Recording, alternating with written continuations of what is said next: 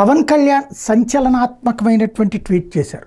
ఏంటది అంటే, విజయవాడ పోలీసులు మిస్సింగ్ కేసులు ఏదైతే మహిళల మిస్సింగ్ కేసులకు సంబంధించి నెల రోజుల్లోనే ట్రేస్ చేసి 18 మందికి సంబంధించినటువంటి కేసుల్ని ట్రేస్ చేయడం. అంటే మిస్సింగ్ అంటే ఏంటి?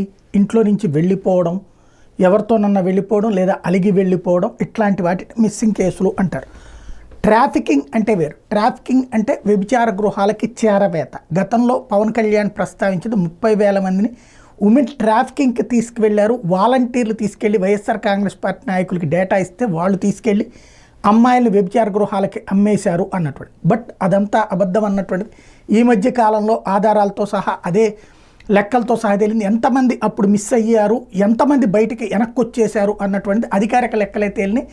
ఈవెన్ అది జడ శ్రవణ్ కుమార్ గారు మనం మాట్లాడింది కూడా చూసాం. అయితే కొంతమంది మహిళలు మిస్ అవుతున్నప్పుడు, అంటే వాళ్ళ పిల్లల్ని ఎవరితోనో ప్రేమించి వెళ్ళిపోవడమో లేదా ఇంట్లోంచి వెళ్ళిపోయినప్పుడు ఆయా మహిళలు పవన్ కళ్యాణ్ గారిని ఉద్దేశించి ట్వీట్లు చేస్తూ ఉండటం, లేదా ఏడుస్తూ ప్రస్తావిస్తూ ఉండటం, అలాగే వైఎస్ఆర్ కాంగ్రెస్ పార్టీ దీని మీద ఏం సమాధానం చెప్తావు అంటూ ఉన్నటువంటి నేపథ్యంలో ఆనాడు జగన్మోహన్ రెడ్డి ఒక్కటంటే ఒక్క ముక్క కూడా మాట్లాడలేదు. మిస్సింగ్ కేసులకు సంబంధించి నేను మాట్లాడితే అదే ఇప్పుడైతే మార్పు మొదలైంది. 18 మంది అమ్మాయిల్ని వెనక్కి తీసుకొచ్చినటువంటి విజయవాడ పోలీసులను అభినందిస్తున్నాను అంటూ ట్వీట్ చేశారు.